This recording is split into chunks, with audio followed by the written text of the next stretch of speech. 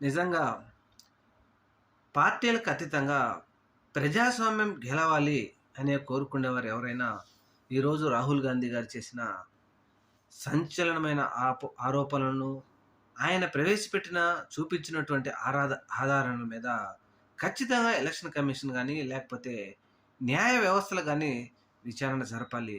ముఖ్యంగా ఒక వ్యక్తికి కర్ణాటకలో, ఉత్తరప్రదేశ్‌లో, ఢిల్లీలో, లక్నోలో, గుజరాత్‌లో ఇలా ఇన్ని చోట్ల ఎలా ఓట్లు ఉన్నాయి? ఇది ముఖ్యంగా గమనించాల్సిన విషయం. ఒక సింగిల్ బెడ్‌రూమ్ ఇంట్లో 80 ఓట్లు ఉన్నాయి. అడ్రెస్ ప్రూఫ్ లేకుండా కొన్ని వందలాట్ల ఓట్లు ఉన్నాయి. 70 సంవత్సరాలు, 80 సంవత్సరాల వయసులో కొత్త ఓట్లన్నీ చేర్పించింది ఎలక్షన్ కమిషన్. మరి ఇది నిజంగా దుర్మార్గం కాదా? ప్రజల ప్రజాస్వామ్యాన్ని అపహాస్యం చేసినట్టు కాదా? ప్రజల ఓట్లను చోరీ చేసినట్టు కాదా?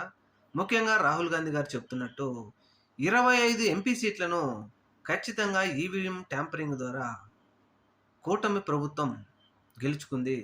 లేకపోతే ఖచ్చితంగా ఓడిపోవాల్సింది 2024 సార్వత్రిక ఎన్నికల్లో అంటూ ఆటంబాంబునే పేల్చారు రాహుల్ గాంధీ గారు.